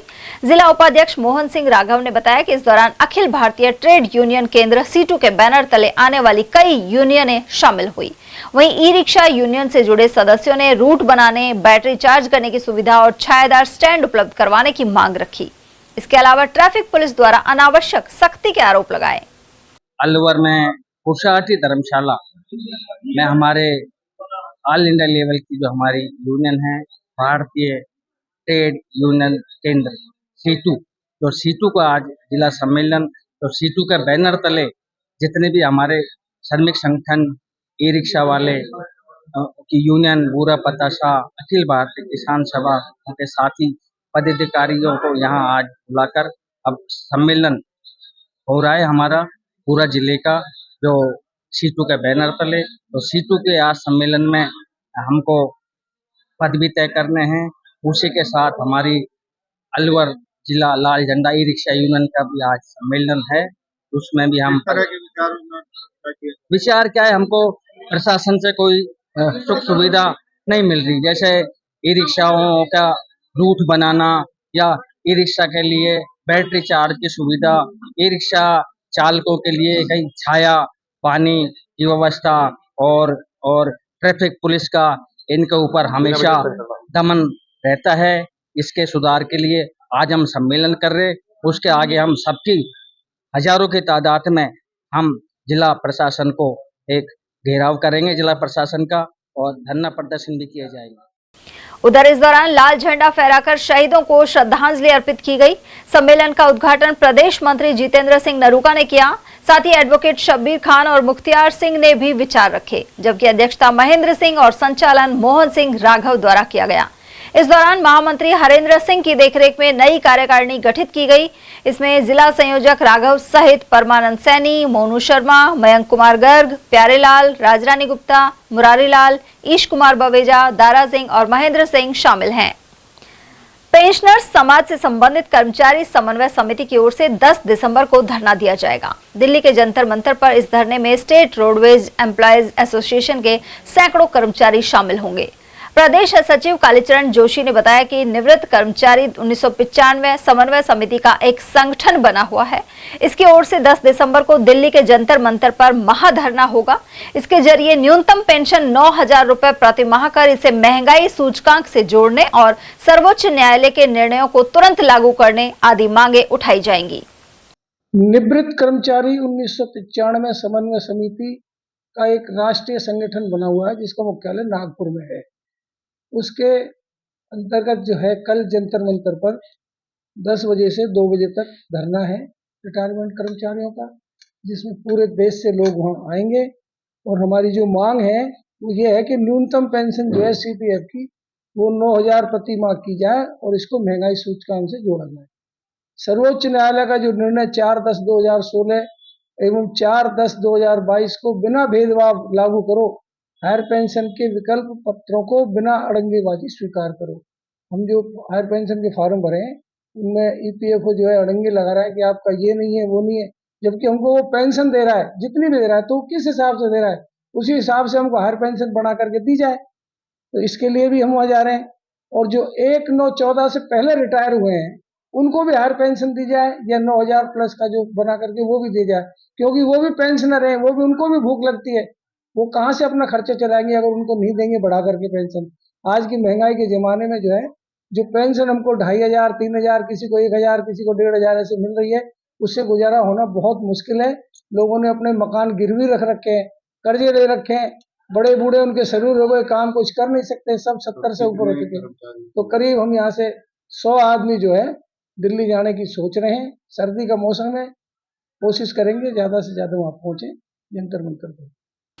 कांग्रेस संसदीय दल की चेयरपर्सन सोनिया गांधी के जन्मदिन पर पार्टी कार्यकर्ताओं ने गौ सेवा का कदम उठाया। जिला कांग्रेस कमेटी द्वारा अलवर की भवानी तोप गौशाला पर गायों को हरा चारा और गुड़ खिलाया गया। साथ ही नेहरू पार्क में पौधे भी लगाए गए। इस मौके पर अनेक पदाधिकारी मौजूद रहे। अलवर से अनेक मीडियाकर्मी अयोध्या स्थित भगवान राम मंदिर में दर्शन करने पहुंचे। इनमें चंद्रशेखर शर्मा और राज अग्रवाल आदि शामिल थे। वहीं पंडित राजेंद्र शर्मा भी मौजूद रहे। इन्होंने मंदिर का भ्रमण किया। साथ ही भगवान राम से अलवर वासियों की सुख शांति के लिए मनोकामना मांगी। परम सौभाग्य हर्ष की बात है, अलवर से आज एक डेलीगेशन भगवान राम के दर्शन के लिए अयोध्या जी पहुंचे, जिसमें हमारे जो है समाचार पत्र के बड़े प्रमुख मीडिया प्रभारी श्री चंद्रशेखर शर्मा, आप श्रीमान राज अग्रवाल साहब और भगवान राम के दर्शन किए। नीचे भगवान राम जब बैठ चुके थे 1 वर्ष पहले, परंतु भव्य और बड़ा परम सौभाग्य की बात है जिसमें भगवान राम टेंट में विराजते थे, आज बड़े महल में बड़े जो है सोने के कलश शिखर में भगवान राम बैठे हैं। नीचे भगवान राम साहब 1 साल पहले बैठे थे, वो आज ऊपर परिवार के सहित भगवान राम चारों भाइयों के सहित और अपने परम शिष्य हनुमान जी के साथ भगवान ऊपर भगवान ठीक राम के ऊपर बड़ा मंदिर दिव्य बना हुआ है। आप सब लोग से अलवर की खुशहाली के लिए हमने आज बैठकर यहाँ प्रार्थना की, हे प्रभु आपका आशीर्वाद अलवर में सदा बरसता रहे, सुखाली अमन चैन बनती रहे, ताकि आपका वहाँ भी राम राज्य हो। बड़ा हर्ष विषय आप सब लोग से प्रार्थना है कि भगवान राम के दरबार में बैठकर पूजा अर्चना की और बड़े ही खुशहाली और अमन चैन की कामना करते हुए भगवान राम के चरणों में हम सबका नमन। भगवान राम सूर्य राम को राज्य बनाए और अभिषेक करते हुए संसार में जिस प्रकार से राम राज्य की कृपा बरसती है, अन्नपूर्णा की कृपा बरसती है माँ लक्ष्मी की, ऐसे ही सदा बरसाए रहे। सुलभ इंटरनेशनल सोशल सर्विस ऑर्गेनाइजेशन की कार्यकारिणी संयोजक नित्य पाठक मंगलवार को अलवर पहुंची। उन्होंने स्कीम 2 स्थित सुलभ इंटरनेशनल कार्यालय में प्रेस वार्ता की। उन्होंने बताया कि एक समय मैला ढोने वाली महिलाओं के सम्मान, पुनर्वास और आर्थिक सशक्तिकरण के कदम उठाए गए हैं। उन्होंने सुलभ इंटरनेशनल द्वारा अलवर और देश भर में चलाए जा रहे सामाजिक अभियानों की प्रगति पर भी प्रकाश डाला। वहीं महिलाओं ने उनका भव्य स्वागत किया एवं गीत भी प्रस्तुत किया गया। इस मौके पर संस्थापक डॉक्टर बिंदेश्वर पाठक को पुष्पांजलि भी दी गई। आज मेरे ससुर जी डॉक्टर बिंदेश्वर पाठक 2003 में आए थे सबसे पहली बार। हमारी बहनों को मैला ढोने से मुक्त किया था उन्होंने। लगभग 2 लाख महिलाओं को, बहनों को मुक्त किया है। और उसके बाद 2017 में मैं आई थी यहाँ पे और आज आ रही हूँ। और हम लोग का मेन उद्देश्य यही है इस नई दिशा में आने का कि जो भी हमारी महिलाएं हैं वो जो भी प्रशिक्षण अभी ले रही हैं, क्लासेस ले रही हैं, उसको लेके आगे बढ़ें। उनका रोजगार और उनका जीविका चलाना और उनके बाल बच्चे अच्छे से पढ़ें, यही हमारा मेन मकसद है। पूरे देश भर में हमारे साथ कई विधवा माताएं भी जुड़ी हुई हैं हमारी संस्था से। और जो मैला ढोने वाली महिलाएं थी हमारे भारत में, तो उनको हम लोग मुक्त करना चाहते हैं इन सब चीज़ों से कि वो अपना जो मैला ढोके उन्होंने सर पे जो बोझ लेके चल रही थी इतने दिनों से, तो हम लोगों का मेन मकसद यही है कि ये उस चीज़ को ख़त्म कर दिया जाए अब भारत से। ये चीज़ अब कंटिन्यू ना हो और इनको हम ब्यूटी पार्लर का, सिलाई कढ़ाई का, बरी पापड़ अचार का और ये सारा प्रशिक्षण दे रहे हैं। इसके द्वारा पहले इनको, हमारी बहनों को ब्राह्मण जो वर्ग के लोग हैं वो छूने नहीं देते थे और अब वो जाके उनका मसाज करती हैं, उनके गाल छूती हैं, वो मंदिर भी जाती हैं हमारी बहनें, उनको कहीं पे मना नहीं किया जाता। और ये पहल मेरे ससुर जी डॉक्टर बिंदेश्वर पाठक। क्या देश भर में अब ऐसा कवर हो चुका है कि मैला ढोने की प्रथा नहीं है देश भर में, ऐसा लगता है आपको? अभी सब जगह तो मैं नहीं कहूँगी कि ये खत्म हो चुकी है ये प्रथा, कहीं कहीं है, लेकिन हम लोग की कोशिश जारी है कि हम लोग ये प्रथा पूरी तरीके से समाप्त कर दें। जी, उषा चोमर के बाद कोई ऐसा और अचीवमेंट आपका संस्था का? उषा जी के बाद हम लोग कोशिश में यही प्रयास में लगे हुए हैं कि ऐसा और भी हम काम करें और इसी तरीके का उपलब्धि जो है हमें और प्राप्त। अलवर प्याज मंडी में आवक अब धीरे धीरे घटने लगी है। वहीं दाम में कोई खास बढ़ोतरी अब भी नहीं देखी जा रही। प्रमुख व्यापारी अभय सैनी के अनुसार कई कारणों से किसानों की प्याज खराब हो गई। साथ ही कम दामों के चलते बहुत से काश्तकारों ने प्याज की फसल को मंडी तक लाने के बजाय खेत में ही जोत दिया। सैनी के अनुसार अलवर मंडी में करीब 30,000 बोरियों की आवक हुई है। साथ ही थोक दर 5 से लेकर 8 रुपए प्रति किलो रही। इसके बाद भी किसानों को लाभ नहीं हो पा रहा है। उन्होंने बताया कि इस बार 64,000 हेक्टेयर जमीन में प्याज लगाई गई थी, लेकिन किसानों की उम्मीदें पूरी नहीं हो पाई। प्याज की कितनी आवक है, कैसी क्वालिटी, क्या भाव है, क्या जानकारी? प्याज का अराइवल कुछ कम हुआ है। मंडी में बहुत प्याज किसान की निकल गई। अधिकतर किसानों ने प्याज जो है वो बेच ली। कुछ किसानों ने प्याज भाव नहीं होने की वजह से जोत दी। कुछ किसानों की प्याज जो थी वो गलन की वजह से उन्होंने फेंक दी। कुल लगान में से लगभग 20% प्याज किसानों ने खड़े खेतों में भाव नहीं होने की वजह से जोत दी। 20% प्याज हमारी गलन दागी की वजह से फ्री हो गई और लगभग 40-50% प्याज बिक चुकी है। अब केवल जंगल में 20 से 25% प्याज बाकी रह गई है। आज हमारी मंडी में लगभग 30-35 हजार कट्टे का अराइवल रहा होगा, जिसमें आज बाजार नीचे में 500 और ऊपर में 800 रुपए का 40 किलो तक बिका है। अभी ऐसा लगता है कि बाजारों में जो ये सुधार आया है ये मांग आपूर्ति का खेल है। अभी प्याज चारों तरफ से कम आ रही है, इसलिए डिमांड बनी है। सरकार से बार बार निवेदन करने के बाद भी सरकार ने इसके ऊपर ध्यान नहीं दिया।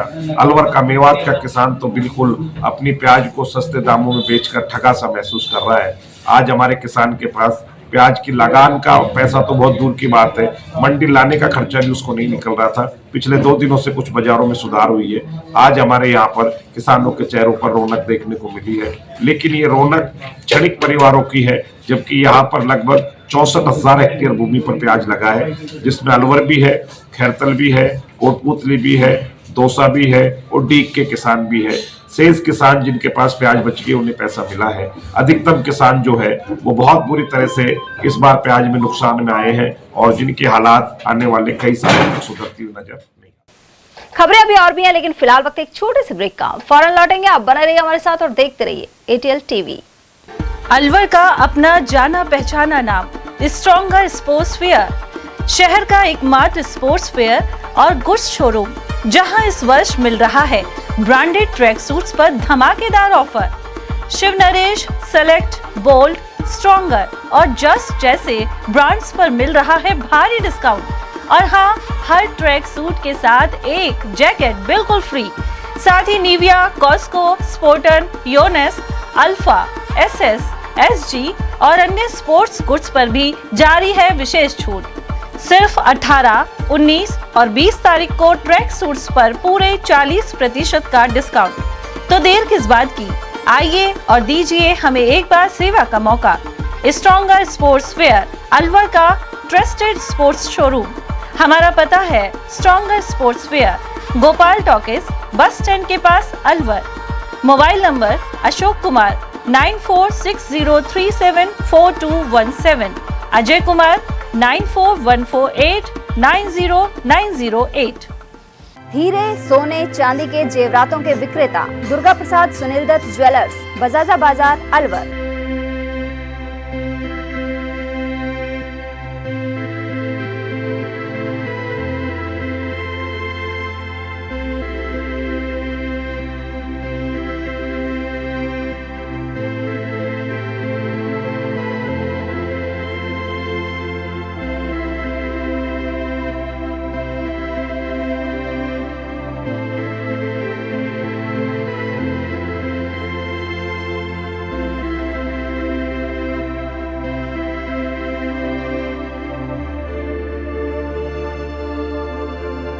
हीरे, सोने, चांदी के जेवरातों के विक्रेता Durga Prasad Sunil Dutt jewellers, Bajaja Bazaar, Alwar.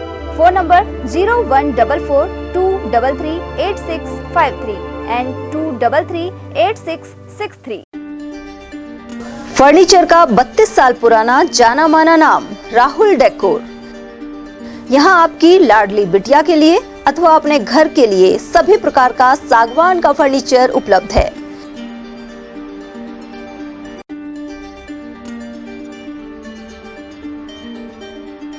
Double bed, dressing table, sofa set सागवान एवं कपड़े वाले तथा सेंटर टेबल, भट्टी कलर, स्टील अलमारी, ब्रांडेड एवं सॉफ्टी फोम के गद्दे आपकी नाप तोल से बनाए जाते हैं।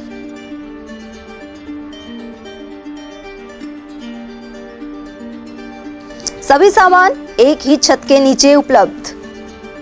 हमारा पता है अलवर बोर्ड, जैसवंत तिराहे से पहले, कटी घाटी, अलवर।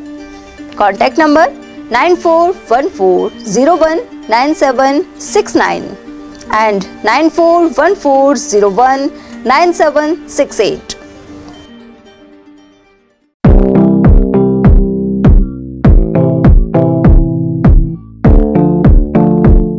अलवर में एक जाना माना नाम मानसिंह कृपा दयाल स्वीट्स तिजारा वाले।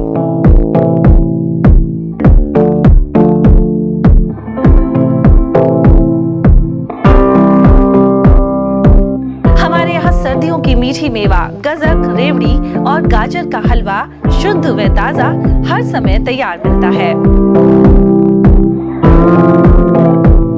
विशेष मौकों पर स्पेशल मिठाइयों में स्पेशल मक्खन बड़ा, तिल के लड्डू, तिल पाक, मावा तिल के लड्डू, मावा गजक, खंडाला तिल मरोड़ी, मूंगफली पट्टी, लौंग लता मट्ठी इत्यादि हमेशा तैयार मिलेंगे।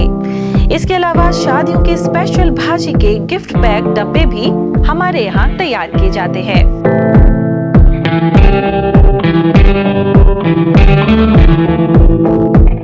तो एक बार सेवा का मौका अवश्य दें। हमारा पता है Church Road Alwar, A50 Malviya Nagar Alwar.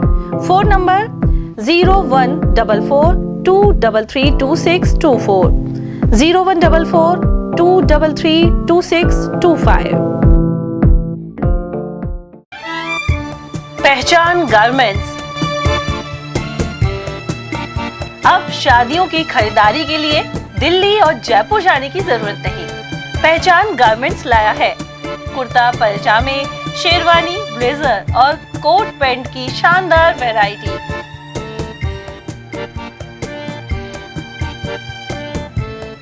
अगस्त 95 से काम कर रहा हूँ। आज मेरे को काम करते हुए 29 साल हो गए हैं और मैंने बीच में शारीरिक प्रॉब्लम की वजह से शोरूम बंद भी कर दिया था। फिर दोबारा से मेरे को अलवर की जनता ने इतना स्नेह दिया है कि मेरे को 1.5 महीने में दिखा दिया उन्होंने कि कितनी पावरफुल और कितना प्यार करती है मेरी जनता अलवर की श्री पहचान गारमेंट को और दीपक तलवार को। इस बार हम नया कॉन्सेप्ट लेके आए कि साफे जोधपुरी कारीगर आपके घर पे, आपके शादी के जहाँ आप शादी कर रहे हैं वहाँ पे, किसी भी होटल पे, किसी मैरिज होम पे, कहीं पे भी आप शादी कर रहे हैं वहाँ पे आपको साफे बनवाएंगे हम जोधपुरी कारीगरों द्वारा। तो हम और शेरवानी तो आप शायद देख ही सकते हैं कि बॉम्बे की शेरवानी है, मतलब एकदम अलग हटके शेरवानी है। और फिर मैं अपील करूँगा कि अलवर के हर बाशिंदे को शुक्रिया जिसने मुझसे सामान लिया और मेरी दुकान का नाम किया। धन्यवाद। वाजिब दामों पर फैक्ट्री से सीधे आपके पास जेंट्स गारमेंट्स मिलने का एक ही स्थान, पहचान गारमेंट्स, खंडेलवाल धर्मशाला के सामने अलवर। Contact number 9413304151। ब्रेक के बाद एक बार फिर आप सभी का स्वागत है। मत्स्य विश्वविद्यालय के छात्रों ने अपनी 4 सूत्रीय मांगों को लेकर प्रदर्शन के साथ ही कुलपति को ज्ञापन सौंपा। इन मांगों में बस का किराया माफ करने, लाइब्रेरी की उचित व्यवस्था और कंप्यूटर लैब की मांगें शामिल हैं। साथ ही विश्वविद्यालय के कुछ स्टाफ कर्मियों पर खराब व्यवहार के आरोप लगाए गए। ज्ञापन सौंपने वालों में छात्र नेता कुशाल कश्यप, राकेश सैनी, अभिषेक कौशिक, भगत, सौरभ जांगिड़, टीना यादव और संजना आदि शामिल थे। यहाँ मत्स्य विश्वविद्यालय कैंपस के सभी विद्यार्थी मत्स्य विश्वविद्यालय के इस द्वार के सामने धरने पर बैठे हैं, क्योंकि मत्स्य विश्वविद्यालय प्रशासन ने एक पंपलेट जारी करके कहा था कि इस कैंपस में जो विद्यार्थी एडमिशन लेगा उसको निःशुल्क बस सेवा मिलेगी। लेकिन विश्वविद्यालय प्रशासन अपने दावे से, अपने वादे से मुकर गया और हर बच्चों से 300 रुपये ज़बरदस्ती वसूल रहा है और यहाँ तक कि छात्रा बहनों के साथ पैसे नहीं देने पर दुर्व्यवहार किया जा रहा है। विश्वविद्यालय में कोई सुविधा नहीं है, इतनी दूर विश्वविद्यालय है, यहाँ विद्यार्थी आकर पढ़ना चाहते हैं। कोई लाइब्रेरी की सुविधा नहीं है। यहाँ संविधान पार्क है, डॉक्टर अंबेडकर जो संविधान के निर्माता थे उनके पार्क के पास, उनकी प्रतिमा के पास गंदगी है जो संविधान निर्माता का अपमान है। अलवर ग्रामीण विधानसभा क्षेत्र में उचित मूल्य की दुकानों के आवंटन में गड़बड़ी के आरोप लगाकर कलेक्टर और डीएसओ के नाम ज्ञापन प्रेषित किए गए हैं। इसके अनुसार दुकानों के लिए 27 नवंबर को साक्षात्कार लिए गए थे, लेकिन संबंधित कमेटी में कुछ ऐसे सदस्य थे जो चौमू और मालाखेड़ा के आवेदकों की पारिवारिक पृष्ठभूमि से जुड़े थे। पूर्व सैनिक समय सिंह राजपूत के अनुसार उन्हें प्राथमिकता दी जानी चाहिए। साथ ही उन्होंने आशंका जताई है कि राजनीतिक संरक्षण के चलते यह दुकान प्रभावित हो सकती है। बांदीकुई मार्ग स्थित रोडवेज बस स्टैंड पर समाजसेवी वीरेंद्र दाधीच ने अपनी माता प्रभा देवी की स्मृति में प्रतीक्षालय का निर्माण करवाया है। इससे यात्रियों को बैठने में सुविधा मिलेगी। दाधीच ने बताया कि इसका विधिवत लोकार्पण किया गया। इससे पूर्व प्रतीक्षालय में सुंदरकांड पाठ का आयोजन भी हुआ। परमात्मा कार्य करने का सौभाग्य मुझे प्रभु श्री राम की अनुकंपा से मिला। Rajgarh bus stand Bandikui road पर जो स्थित है, यहाँ प्रतीक्षालय का अभाव था, तो मेरी इच्छा हुई कि मेरे माता पिता के नाम पर एक प्रतीक्षालय का निर्माण करूँ। और मैंने 1.5 महीने सतत प्रयास करके इस प्रतीक्षालय को हमने आज यह रूप दिया है। आज ये कंप्लीट हो गया है। आज यहाँ पे इसका उद्घाटन कर रहे हैं। राजगढ़ पूरा एक परिवार है। यह जनहितार्थ लोकार्पण आज हम लोग कर रहे हैं। मैं धन्यवाद प्रेषित करता हूँ नगर पालिका राजगढ़ को, नगर पालिका राजगढ़ के चेयरमैन साहब को, भारिया जी को और ईओ साहब श्रीमान खिजड़ साहब को, पूरा नगर पालिका स्टाफ को, जिन्होंने मुझे पूरा सहयोग देकर यह शिक्षालय बनाने का सौभाग्य प्रदान किया है। अकबरपुर सामुदायिक स्वास्थ्य केंद्र पर प्रधानमंत्री मातृत्व वंदना योजना के तहत गर्भवती महिलाओं के लिए शिविर आयोजित किया गया। इस मौके पर योजना के तहत मातृ वाउचर भी काटे गए। वहीं पिंक पखवाड़ा के तहत गर्भवती और धात्री महिलाओं को टीके लगाए गए। डॉक्टर गौरव अग्रवाल ने बताया कि प्रधानमंत्री मातृ वंदना योजना के तहत गर्भवती महिलाओं का चेकअप किया जा रहा है। प्रधानमंत्री सुरक्षित मातृत्व दिवस मनाया जा रहा है और इसके अंतर्गत जितनी भी गर्भवती महिलाएं हैं उनकी खून की जांचें और उनके वाउचर भी काटे जा रहे हैं सोनोग्राफी के लिए। और इसके साथ साथ पिंक पखवाड़ा भी आयोजित किया जा रहा है। इसमें जो भी महिलाएं मॉडरेट एनीमिया की हैं, जिनका 9.9 ग्राम से कम खून है, तो उनको एफसीएम के इंजेक्शन भी लगवाए जा रहे हैं हमारे द्वारा और उनको टैबलेट भी दी जा रही हैं आयरन की। जिनको एफसीएम नहीं लग रहे हैं उनको टैबलेट दी जा रही हैं। तो आज प्रधानमंत्री सुरक्षित मातृत्व दिवस के अंतर्गत महिलाओं की जांचें की जा रही हैं। अकबरपुर सीनियर स्कूल में व्यावसायिक शिक्षा के अंतर्गत विद्यार्थियों ने आभानेरी, चांदबावड़ी और अजबगढ़ भानगढ़ किले का भ्रमण किया। साथ ही यहाँ के इतिहास के बारे में जानकारी प्राप्त की। गौरतलब है कि कक्षा 10 के 40 विद्यार्थियों को ट्रैवलर एवं टूरिज्म वोकेशनल के तहत शैक्षिक भ्रमण करवाया गया। इस दल में अनेक अध्यापक भी शामिल रहे। रामगढ़ के सीताराम जी मंदिर में हर वर्ष की तरह पौष बड़ा का आयोजन किया गया। भाजपा नेता एडवोकेट लाखन शर्मा द्वारा हुए आयोजन में हजारों भक्तों ने प्रसाद ग्रहण किया। इस मौके पर एडवोकेट अमित भारद्वाज, पत्रकार कान्हा शर्मा, घनश्याम खंडेलवाल, अविनाश यादव, काली सेन, गजेंद्र शर्मा और महंत सुनील शर्मा आदि मौजूद रहे। राजस्थान सरकार के 2 वर्ष का कार्यकाल पूरा होने पर 15 दिसंबर से रामगढ़ की ग्राम पंचायतों में रथ यात्रा निकाली जाएगी। इसे लेकर विधायक सुखवंत सिंह ने जन सुनवाई केंद्र पर कार्यकर्ताओं के साथ बैठक की। रथ यात्रा के माध्यम से रामगढ़ विधानसभा में 1 वर्ष के कार्यकाल को जनता के सामने रखा जाएगा। साथ ही 2 वर्ष के भाजपा के कार्यकाल में हुए विकास कार्यों का ब्यौरा भी प्रस्तुत किया जाएगा। इसे लेकर कार्यकर्ताओं को जिम्मेदारी सौंपी गई है। बैठक में गोविंदगढ़ प्रधान प्रतिनिधि गोपाल चौधरी, जिला महामंत्री कमल भादवा, रामगढ़ मंडल अध्यक्ष भगवान सैनी सहित शैलेंद्र चौधरी, योगेंद्र शर्मा, मगन फौजी और भीम चेतीवाल आदि मौजूद रहे।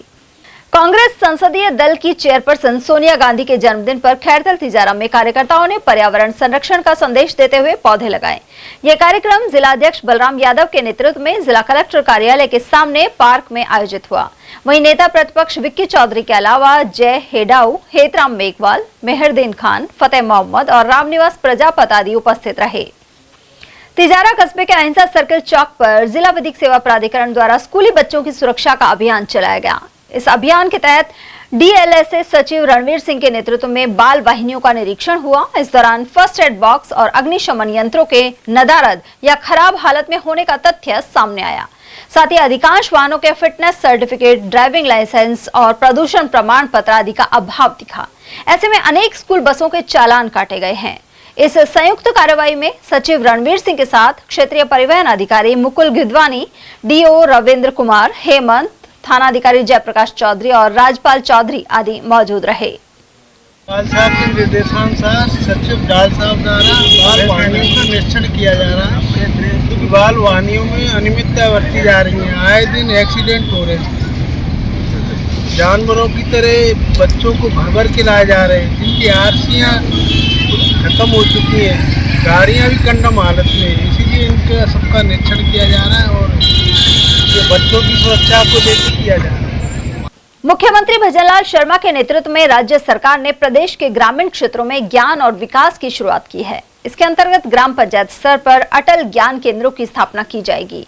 इनके माध्यम से ग्रामीण युवाओं को डिजिटल शिक्षा, प्रतियोगी परीक्षाओं की तैयारी और कैरियर परामर्श जैसी सुविधाएं मिलेंगी।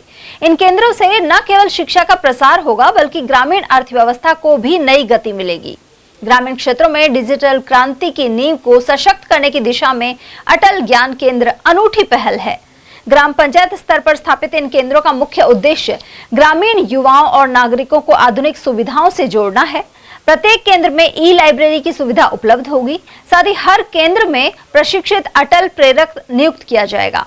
पुनर्गठित राष्ट्रीय ग्राम स्वराज अभियान के अंतर्गत राजस्थान के लिए 1047 पंचायत लर्निंग सेंटर की स्वीकृति प्रदान की गई है। प्रधानमंत्री नरेंद्र मोदी के नेतृत्व में भारत सरकार ने यह पहल की है और इसके लिए सीएम भजनलाल शर्मा ने आभार व्यक्त किया है। भिवाड़ी पुलिस ने सिलेंडर चोरी के मामलों का खुलासा करते हुए शातिर आरोपी सूरज पासवान को गिरफ्तार किया है। आरोपी के कब्जे से 5 घरेलू गैस सिलेंडर और वारदात में उपयोग किया गया टेम्पो बरामद किया गया है। गौरतलब है कि कैपिटल मॉल के सामने मंगल टी स्टॉल से 23 नवंबर और 3 दिसंबर को सिलेंडर चोरी की रिपोर्ट दर्ज हुई थी। पूछताछ में आरोपी ने दोनों वारदातों समेत अन्य जगहों से सिलेंडर चुराना स्वीकार किया है। कृषि विभाग द्वारा यूरिया डायवर्जन के संबंध में गठित कमेटी द्वारा मत्स्य औद्योगिक क्षेत्र में स्थित औद्योगिक इकाइयों का निरीक्षण किया गया। संयुक्त निदेशक पीसी मीणा ने बताया कि निरीक्षण के दौरान 5 नमूने लिए गए हैं जिन्हें प्रयोगशाला को भिजवाया जा रहा है। यदि यह यूरिया कृषि कार्यों के उपयोग वाला पाया गया तो संबंधित इकाइयों के विरुद्ध कार्यवाही होगी। इस दौरान सहायक निदेशक प्रियंका मीणा, कृषि अधिकारी जितेंद्र सिंह फौजदार और आत्मा के उप परियोजना निदेशक संदीप कुमार शर्मा मौजूद रहे। अवैध रूप से विद्युत का उपयोग करने पर ग्राम हिरनौरी से अवैध उपकरण जब्त कर 80,790 रुपए का जुर्माना किया गया है। विद्युत निगम ने इस कार्रवाई को अंजाम दिया। सहायक अभियंता अकबर सिंह ने बताया कि सोमवार रात्रि टीम कई गांवों में पहुंची। इस दौरान ग्राम हिरनौरी में एक कृषि कनेक्शन पर अवैध उपकरण चलाते हुए पकड़ा गया। इसके जरिए सिंगल फेज सप्लाई को 3 फेज में परिवर्तित कर 3 फेज की ही मोटर चलाई जा रही थी। संबंधित व्यक्ति के विरुद्ध मौके पर ही वीसीआर भरकर कनेक्शन काटा गया है। साथ ही एफआईआर दर्ज कराकर नियमानुसार कार्रवाई की जा रही है। इस दौरान कनिष्ठ अभियंता नरेंद्र सिंह सहित स्टाफ सदस्य मौजूद रहे। और चलते चलते एक नजर हेडलाइंस पर।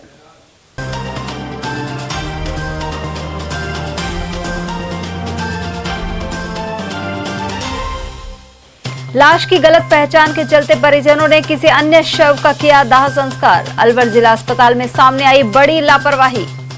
खाद बीज व्यापारी को ब्लैकमेल कर ऐंठी 5.5 लाख की राशि। जटियाना के 9 युवकों के खिलाफ करवाई एफआईआर। छात्रा से छेड़छाड़ और मारपीट के खिलाफ विद्यार्थियों ने दिया धरना। कला कॉलेज में हुई थी घटना। और 4.25 करोड़ की लागत से सरिस्का फॉरेस्ट चौकियों की सुधरेगी हालत। वन्य जीवों की सुरक्षा के लिए मिलेंगे संसाधन। एटीएल न्यूज में आज के लिए इतना ही। ताजा जानकारियों के लिए बने रहिए हमारे साथ। नमस्कार।